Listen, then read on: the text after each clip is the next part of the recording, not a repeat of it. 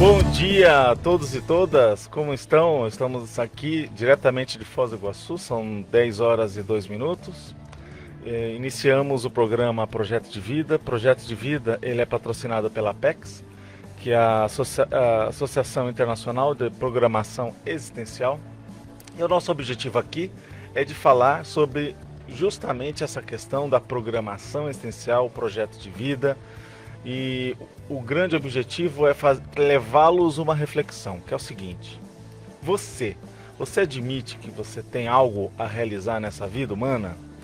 Lá desde a sua infância, tem algumas ideias, você tinha algumas ideias do ponto de vista, quando eu crescer, eu quero, será, dar aulas, eu quero ajudar as pessoas no direito, eu quero melhorar o ambiente.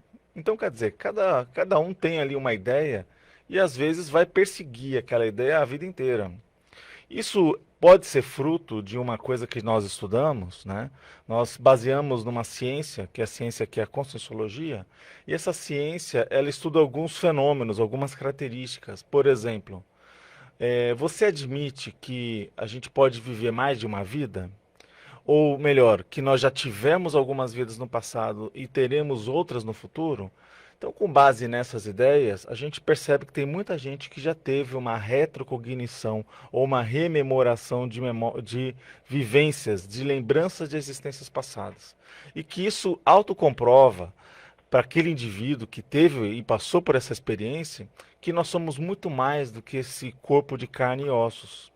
E que basicamente esse veículo que nós estamos usando, ele vai deixar de existir, mas nós, quanto essência, quanto individualidade, quanto manifestação, nós continuaremos existindo.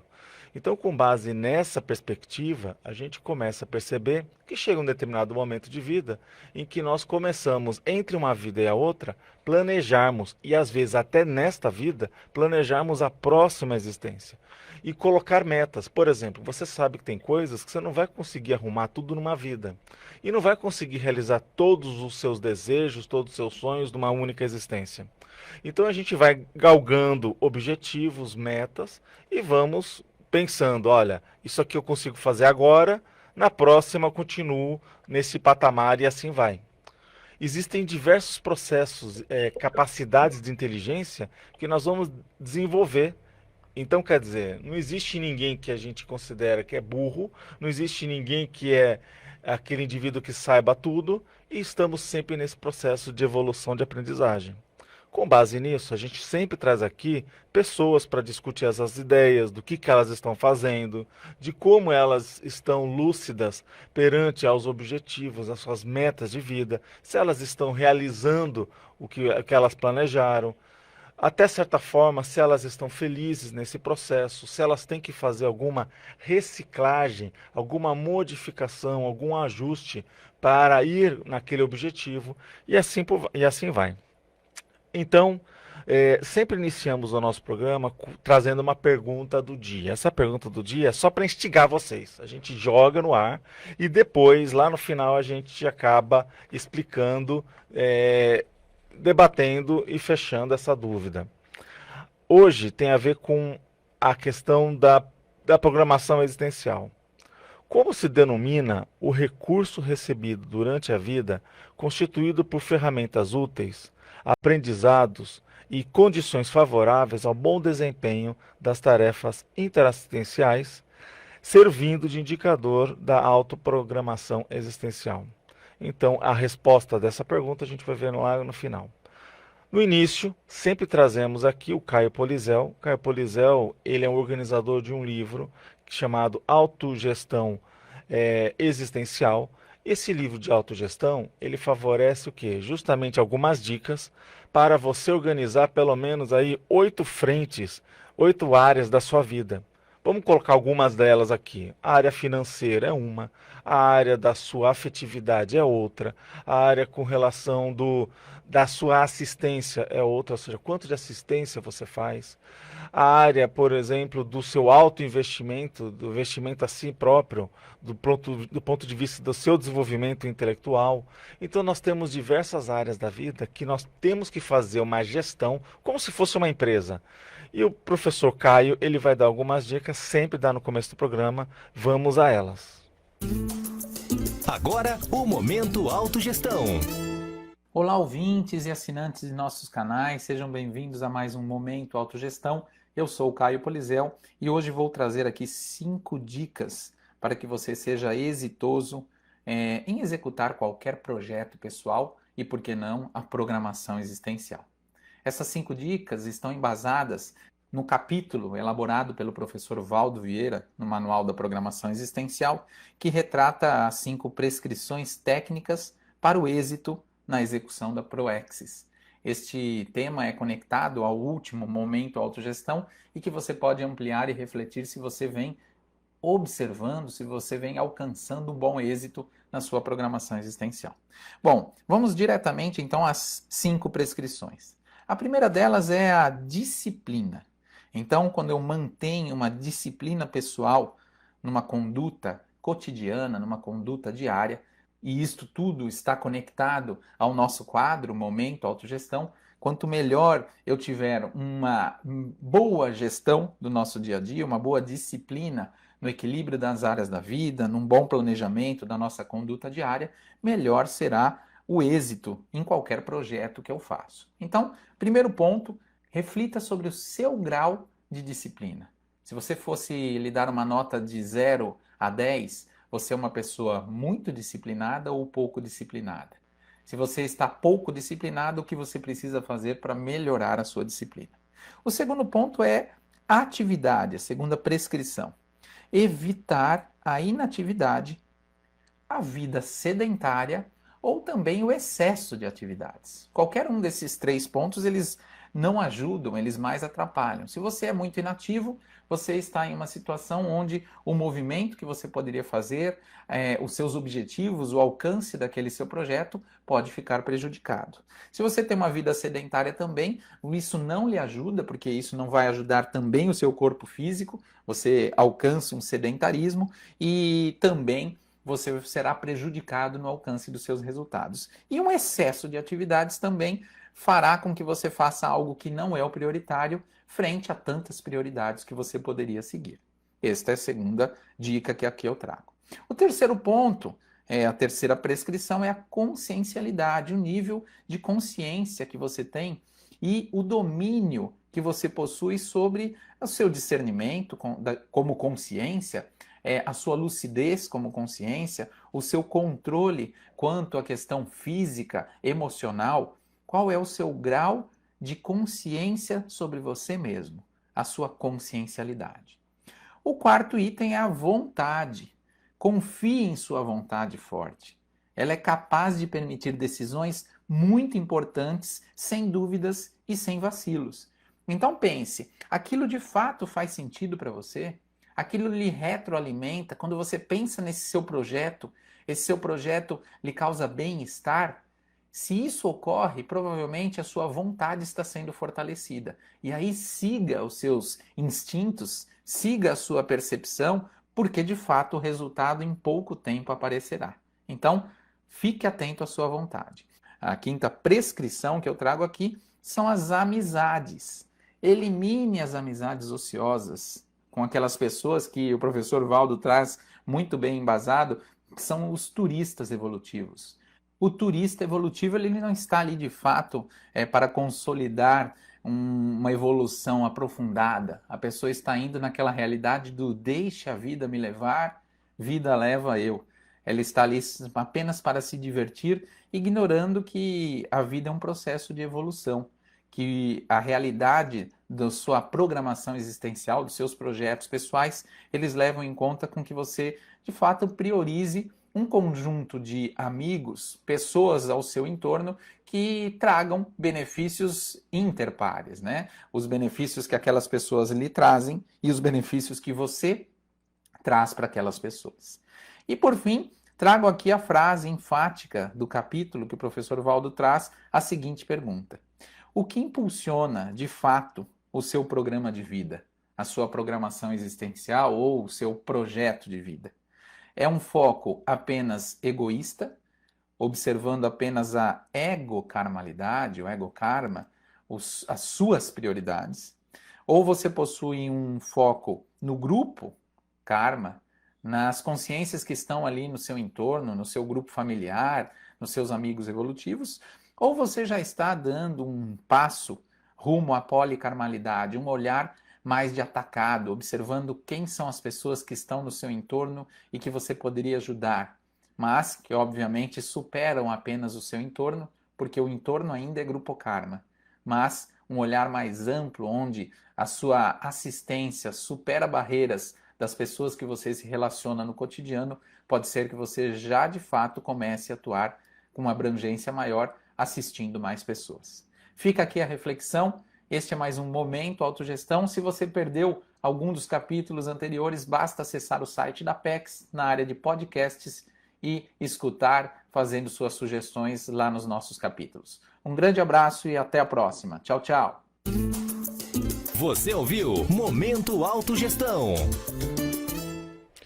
Bom, pessoal, esperamos que vocês tenham gostado aí as ideias do Caio, sempre assim pertinentes para nós colocarmos na prática, no nosso dia a dia, alguma questão a mais para a auto-organização, a autogestão. Vamos para um rápido intervalo comercial e no retorno teremos a entrevista com Eduardo Zanella e o assunto de hoje é justamente sobre essa assunção da sua especialidade, né, no seu projeto de vida. Ou seja, você assumir aquelas características que você se destaca, né, explorando aí o seu conteúdo, o seu papel nessa sociedade.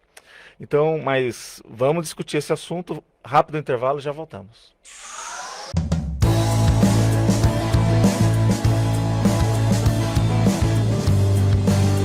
É isso daí, pessoal. Como damos sequência, estamos aqui com o Eduardo Zanella. Tudo bem, Eduardo? Como que você está? Bom dia, André. Tudo bem contigo? Bom dia. Então, só para situar, né, o Eduardo, ele está aqui bem pertinho do nosso lado, né? Ele está lá em Chapecó, né? Mas vamos lá. O Eduardo Zanella, ele é natural de Videira, Santa Catarina. Atualmente ele mora lá em Chapecó e ele é coaching pela World Coaching School nos Estados Unidos. Conheceu a Consciologia em 2014, atualmente ele é voluntário da Apex, que é a Associação Internacional da Programação Existencial. Também participa de uma outra instituição, né, parceira, né, que é a Ectolab, que faz estudos sobre ectoplasma, faz estudos sobre bioenergias. É uma instituição bem assim, interessante que mexe com assistência, né, com essa capacidade de cura. Então, é muito focado nessas pesquisas, né, nas pesquisas da saúde. E também da Policons, Santa Catarina. A Policons é uma instituição que ela abraça diversas outras instituições irmãs, levando eventos, favorecendo cursos, né, engajando pessoas aí em diversos estados, em diversos lugares. Bem, a primeira pergunta, né, Eduardo, que não quer calar é: por que e quando você passou a se interessar por essa especialidade de projeto de vida, especialidade da programação existencial? Então, primeiro eu quero agradecer a oportunidade que a Apex está dispondo e dizer que fico muito feliz em poder contribuir com esse trabalho, André. E respondendo a tua pergunta, por que eu passei a me interessar e buscar a especialidade? Foi porque um dos meus trafores é a dedicação. E eu acabava me dedicando bastante para muitas coisas, sem conseguir entender exatamente a que eu poderia me doar mais, né? E aí eu comecei a sentir a falta de praticar uma assistência mais específica. Então, cada vez que eu pensava, por exemplo, na escrita, não tinha um tema que me chamasse a minha atenção, assim, em específico, né? E isso me incomodava. E ficava refletindo qual seria realmente a minha especialidade. Porque eu entendo que faz parte o voluntário participar daquilo que é necessário na instituição. Eu sempre me coloquei à disposição em fazer o que fosse preciso para contribuir com esse trabalho, né, em equipe.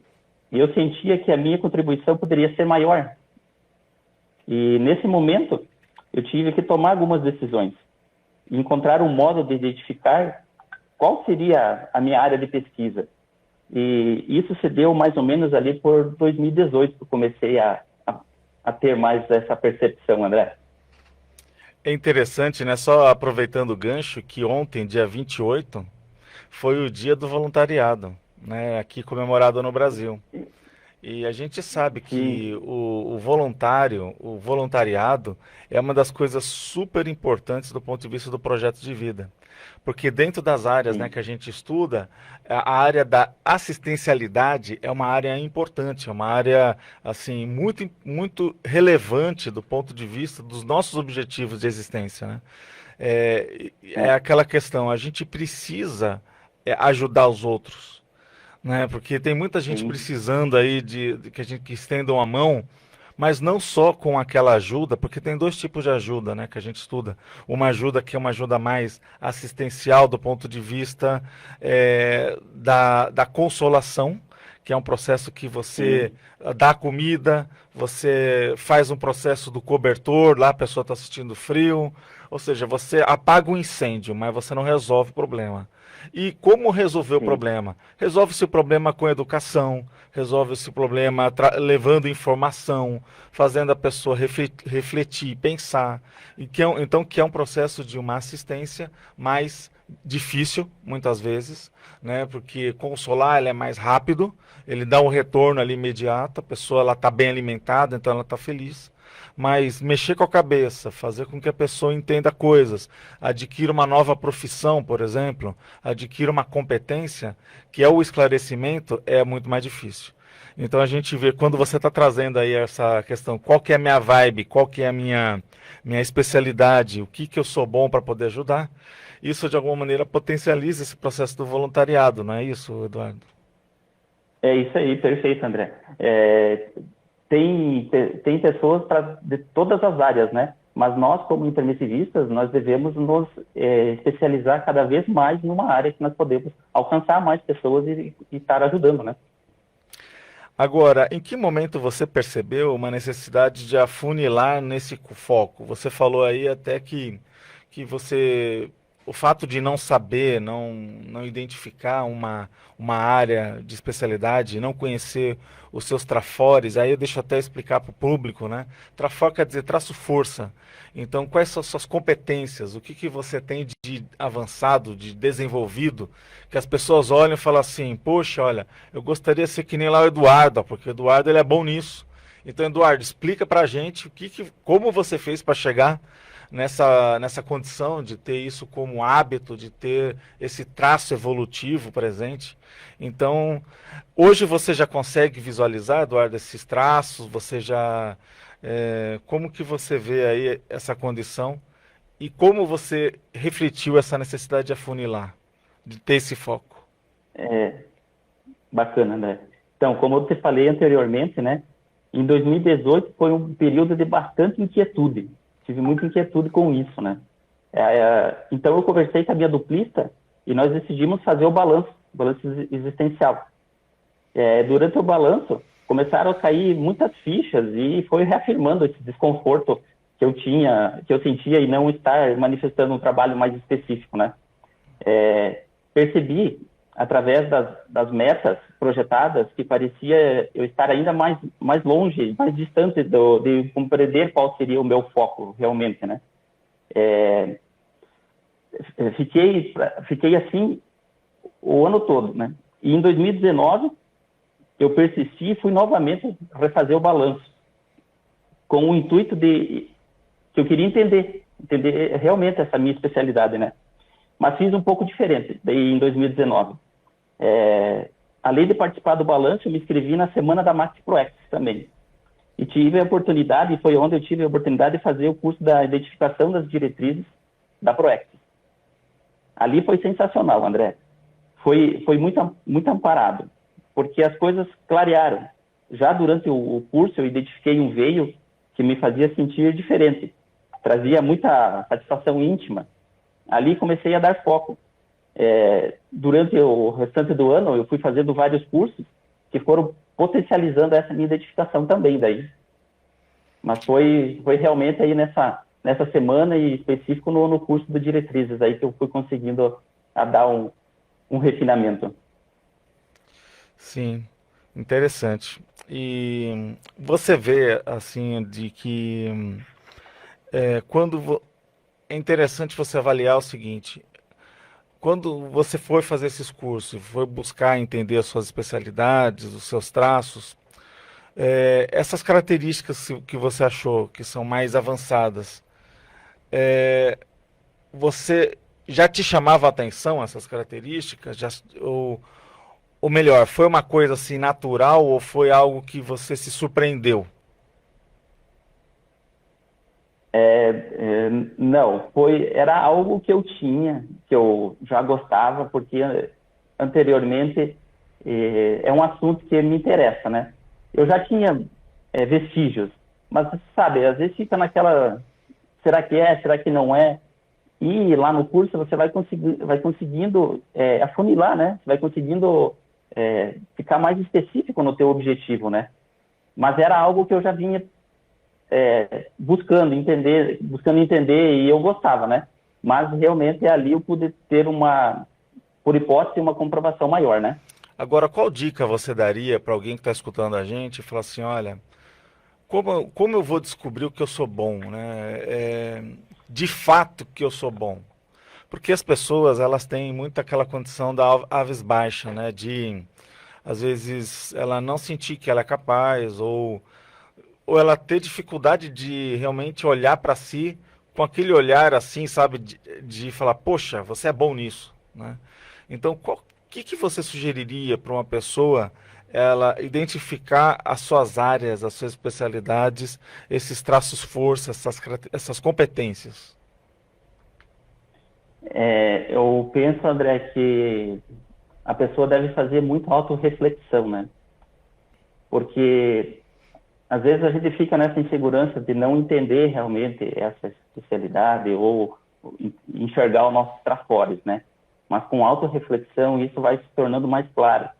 E você vai poder perceber também que existem demandas que você é solicitado. E com isso você pode ir identificando talvez um veio que você possa ajudar e atingir mais pessoas, né? Sim. Agora, tem uma dica que eu não sei se você já ouviu, que é de você pegar uma folha de papel. Às vezes você hoje faz lá no computador, né? Você digita um cabeçalho falando lá, olha, caro amigo, amiga evolutiva, eu gostaria que você me ajudasse, né, nesse momento de autopesquisa, né, de autoentendimento, e gostaria que você, numa coluna da direita, você colocasse tudo aquilo que você acha que eu sou bom, né? Tudo aquilo que você acha que olha, puxa, eu gostaria de ser igual você nesse assunto. E aí a pessoa vai enumerando, vai listando ali as coisas todas. E aí continua pedindo. E também, para me ajudar, você coloque na coluna à esquerda coisas que você acha que eu posso melhorar. Ou coisas que você não gosta em mim, né? Você fala assim, pô, olha, fulano, você é muito chato nesse aspecto aqui, ó. Você pega muito no pé. Ou seja, o que você não gosta, o que te incomoda? E aí coloca do lado esquerdo. Então, na verdade, a pessoa está fazendo contrapontos. Ela está trazendo aquilo Sim. que ela vê e valoriza e está colocando aquilo que ela, ao ver dela, você está errando ou você pode melhorar. E aí você imprime diversas folhas dessas, pede que a pessoa não coloque o nome, porque muitas vezes é melhor na hora que você lê você não saber, né? Às vezes para a pessoa ela faz questão, ó, não, eu vou colocar o nome para a pessoa saber que eu penso isso aqui de você, ó, tá, né? Mas às vezes não vale a pena. Às vezes o mais importante para a gente dentro dessa pesquisa é o feedback, é o retorno, é aquela informação ali que Sim. você às vezes pela primeira vez vai se questionar se aquilo faz sentido. Agora, interessante, Eduardo, não sei se você já fez essa experiência, eu já fiz. É um pouco dolorido, mas é aquela questão, né? Aceita que dói menos. Então é mais ou menos isso. Aceita que dói menos. E uma coisa que eu vi, né? Assim, tem coisas que você não admite. Nem admite nem coisa boa e nem coisa ruim. Né? Porque é muito difícil a pessoa admitir, ó, sou bom nisso, ou eu devo ser reconhecido, que eu me esforço nisso. Então, quando a pessoa ela começa a olhar e ver que tem de 20 pessoas que você entregou esse papel, 10 apontam uma coisa, você fala assim, não, essas 10, elas nem se conhecem, vamos supor, né? Elas nem se conhecem, como que Sim, elas estão falando isso de mim? Deve ter algum sentido, sim, desde coisa boa sim, e desde coisa ruim. O que a gente fala aqui, coisa ruim, né, Eduardo, é que ninguém é perfeito. Todo mundo pisa na claro. jaca de alguma forma. Todo mundo tem alguma coisa para Em algum melhorar, momento, senão não né? estaria nesse planeta. Não é, Eduardo? Você não concorda com a questão? Concordo, concordo. Inclusive, eu fiz essa pesquisa também, André. Agora que você falou, não tinha lembrado, mas eu fiz. E realmente a gente tem que enviar essa pesquisa e tem que estar muito aberto para receber os feedbacks, né? Porque vem coisas que, tanto as positivas que você não vê, mas também as negativas que você precisa mudar, né? E o mais interessante de tudo isso, eu vejo que eu tive dois momentos assim bem interessantes. Foi quando o meu filho mais novo respondeu para mim de atitudes que ele gostaria que eu melhorasse. Então você para e reflete, né? E quando eu enviei para minha família, meu pai, minha mãe, meu irmão, que como já faz tempo que eu saí de casa, mas eles começaram a falar de traços ainda que eu tinha lá com eles, não que hoje eu preciso, né? Não que não precisa estar reciclando cada vez mais, né? Mas você vê que eles, talvez essa distância, eles não viram que aquilo eu também já, em certo ponto, eu consegui reciclar, né? Ou seja, Mas ficou, é uma pesquisa muito boa. ficou congelada aquela imagem. Isso. Beleza. Agora eu queria ver contigo o seguinte, então quais seriam as reciclagens aí, olhando esse ponto de vista, né? Vamos supor lá que você está identificando, você já viu a coisa toda, você, aquilo que você falou, tem coisas que você vai olhar criticamente e falar assim, não, isso aqui não faz sentido porque é uma imagem congelada. Mas tem outras que você vai Sim. falar, poxa, essas pessoas me conhecem há pouco tempo. E elas estão trazendo isso que eu achei que já tinha superado. Pode ser também, né? Aí você vai parar e Sim. vai pensar, vai falar assim, agora eu vou ter que fazer reciclagens. Reciclagem, gente, é igual aquele processo do lixo, né? Ou seja, você pega uma coisa e vai dar uma ajeitada naquilo, né? Você vai tornar a coisa tragável. E aí, com isso, né, você vai buscar essa reciclagem para fazer o quê? Para assumir, para você fazer a assunção do seu projeto de vida, da sua programação existencial. Eu queria que você falasse sobre esse assunto, mas não responda agora, nós vamos para um rápido intervalo comercial e no retorno o Eduardo vai dar essa dica para nós.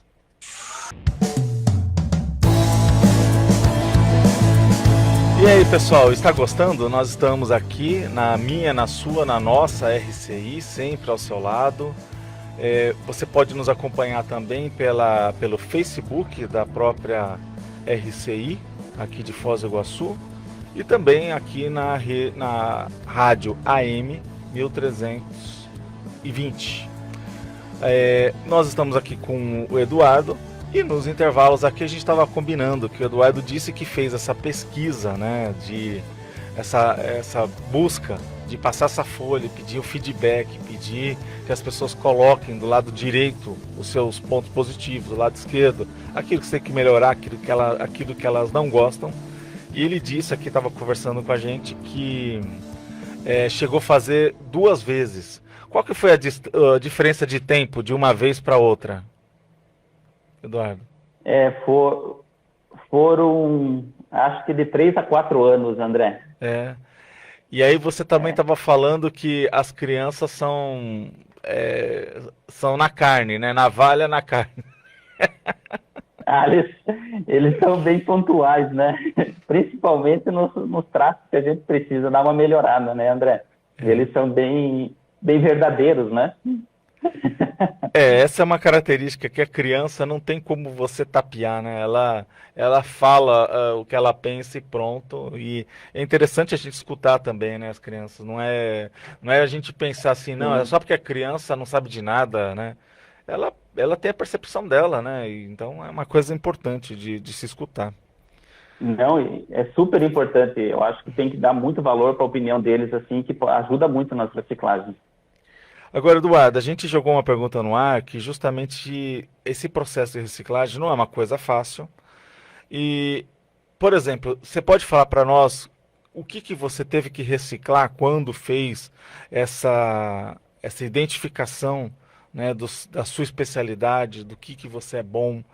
Então, o que você mexeu na sua vida para colocar em prática, né?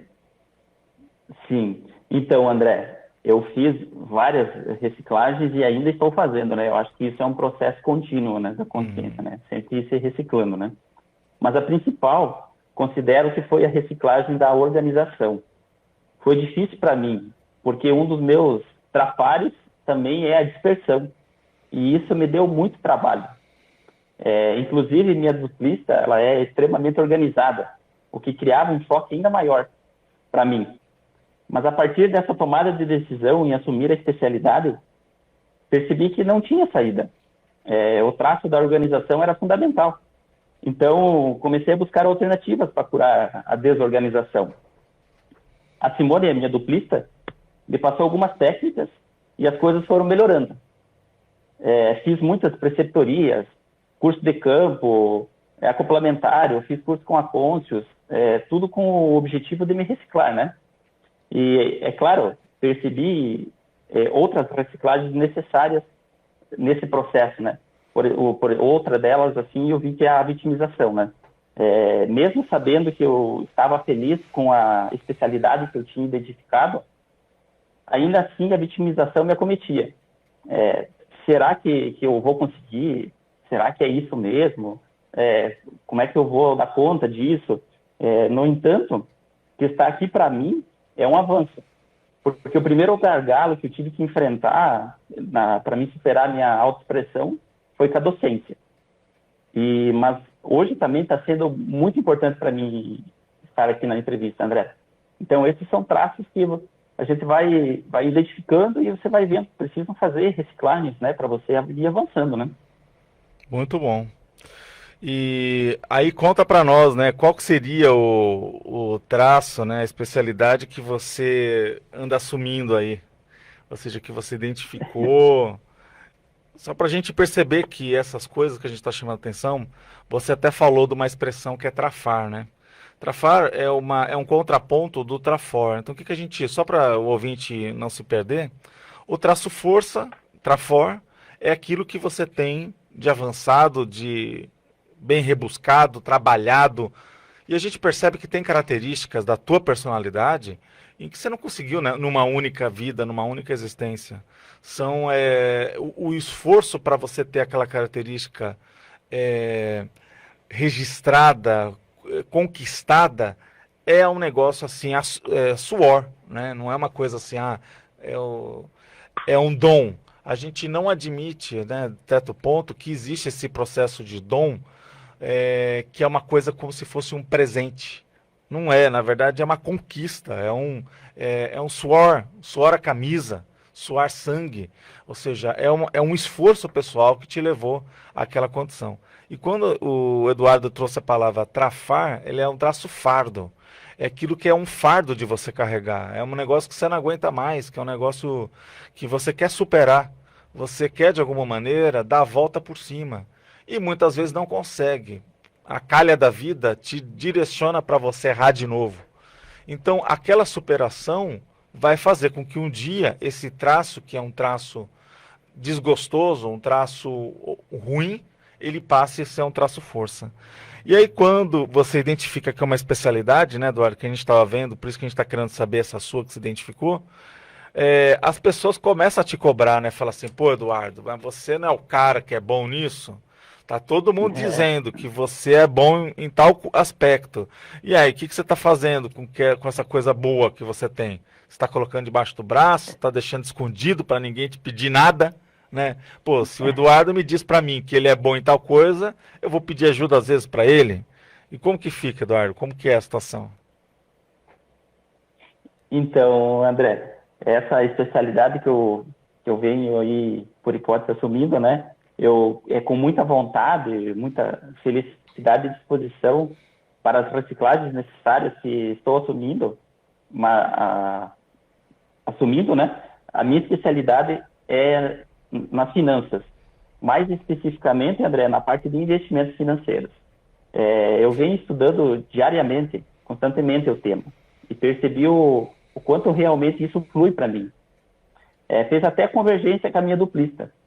Só que a pesquisa, a linha de pesquisa dela é dentro da conscienciosidade financeira, que envolve o autocontrole dos impulsos e a questão do autoplanejamento, né? Eu gosto mais da parte de investimentos. Inclusive, ontem ela apresentou um verbete sobre o tema da conscienciosidade. Quem quiser se aprofundar um pouco mais nisso, eu tenho o verbete que ela defendeu ontem. Outra situação que ficou muito clara foi a partir do momento que eu assumi, as pessoas começaram a me procurar, solicitando orientações nessa área. O que isso foi confirmando para mim, né, André? Que talvez seja realmente o meu rumo aí de especialidade, né? Muito bom. Principalmente nessas épocas, né, difíceis que a gente está passando, que o planeta está passando, entender de finanças é algo extremamente importante, não é, Eduardo? Agora, Ah, sim, eu considero muito.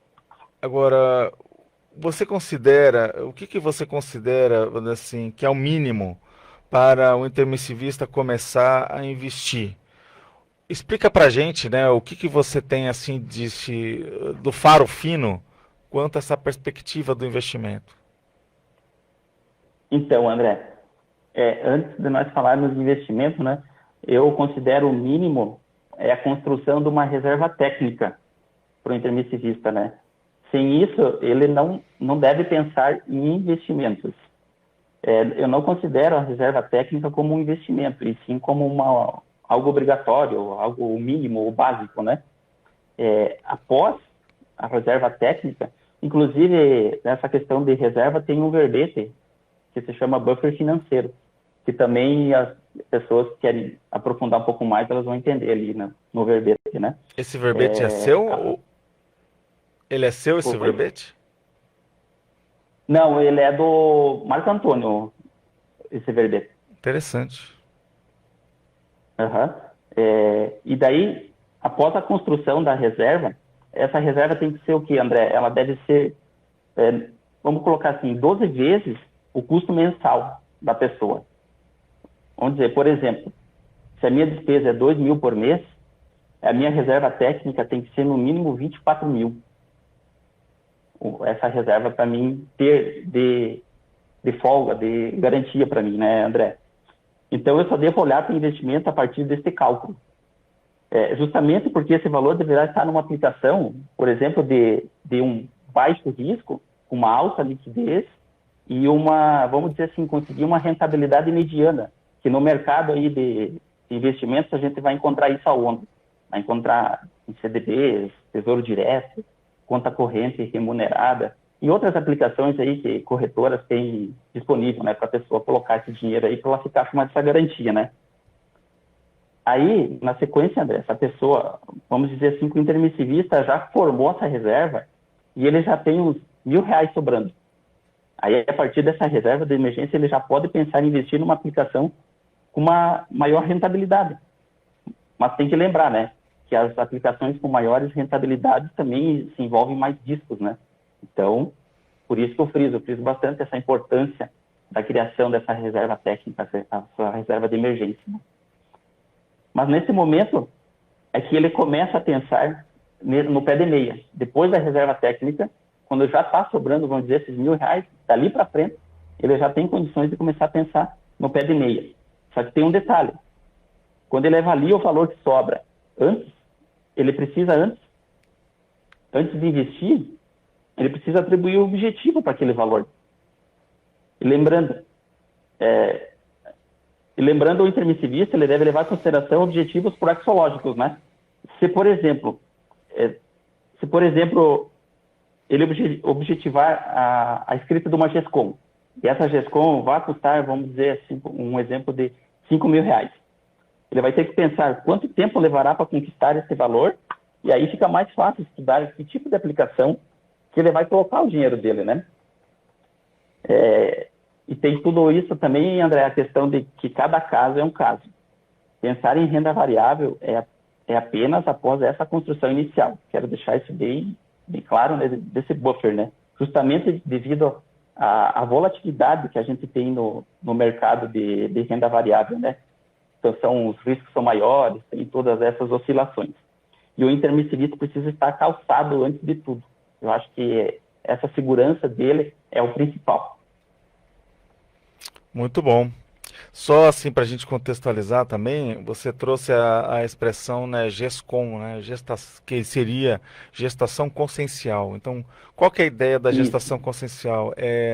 Além da gestação humana, né, que é importante, tem ali, sem gestação humana, nosso planeta morre, certo? Então, um país morre, uma sociedade morre, ou seja, precisa nascer gente. Só que o que acontece? Além do processo de nascer gente, tem que nascer ideias, tem que nascer trabalhos em que você vai fazer o auxílio de uma outra pessoa. Isso é uma gestão, então, é uma gestação, só que não é uma gestação humana.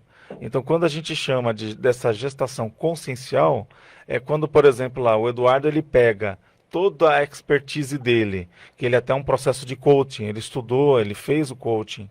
Quando ele pega isso, ele quer ajudar uma outra pessoa, ele está fazendo com que, a partir do momento que ele ajude, aquela pessoa caminhe sozinho. Então isso é uma gestação, só que não do ponto de vista humana, mas de traços evolutivos da consciência em si. Ele está ajudando o outro a andar pelos seus próprios pés, né? Agora, Eduardo, a gente vê que qual que seria a tua dica, né, do ponto de vista para a pessoa que ainda não assumiu essa especialidade, ela assuma, né, e ela coloque as coisas, né, assim, faça assistência, se posicione. Mas você não responde agora. Nós vamos para um rápido intervalo comercial e no retorno o Eduardo responde para a gente.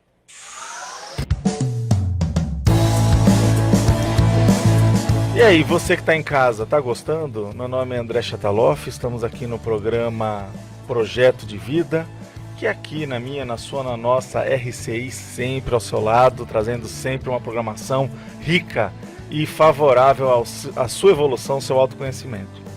Nós estamos aqui com o Eduardo Zanella. Eduardo Zanella, ele está falando aqui bem pertinho da gente, ele está falando de Chapecó, Santa Catarina. Ele trouxe aqui a importância de você atrás da sua especialidade, o que você é bom, o que você, de alguma maneira, abre o sorriso ao falar sobre aquela capacidade, aquele poder de realização. E aí a pergunta do ar, que a gente deixou no ar com o Eduardo, qual que é a sua dica, né, para o pessoal que ainda não assumiu a sua especialidade e não até identificou a sua especialidade?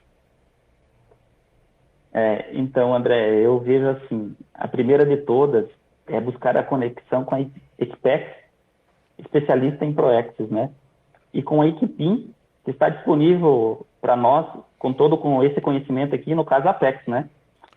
Porque existe uma tendência de ficar esperando que surja, que apareça essa especialidade. Mas é preciso que nós demos o primeiro passo em direção a isso, né, André? E ressalto a importância de consultar experts especialistas, porque fiquei me batendo por um tempo, pensando somente em parapsiquismo, em parapercepção, que isso iria me ajudar a descobrir. Isso ajuda e ajuda muito, né? Para colocar que isso contribui muito. Porém, se existem amparadores especialistas para isso, precisamos aproveitar, né? Essa equipe, né? E Eduardo, só para a gente deixar claro para a turma, né? É que você falou, equipe seria equipe humana intrafísica. Então, quer dizer, são os colegas, as Isso, pessoas que trabalham com você, que convivem com você, que te conhecem, né? E você falou da Equipex, que perfeito. seria uma equipe extrafísica, que seria o que nem você falou. Todos nós, assim, humanos, é a gente aqui que está tendo essa vida humana, né, difícil, em carne e ossos, etc. Existe uma contrapartida, um grupo extrafísico, existe um grupo de pessoas benfazejas, muitas vezes, outros não, mas quando ela é benfazeja, ela é bem entrosada com um grupo de trabalho, a gente chama esse grupo de uma equipe extrafísica, né, que é a equipe Equipex. Por isso que é chamada Equipex, que é um grupo, né, que tem esse apoio. E você está falando é que tem pessoas, amigos nossos, que estão nos acompanhando, de certa maneira, e que são especialistas já naquela área. É isso que está querendo trazer. Que às vezes você pode ter Isso. intuições, né? É mais ou menos isso?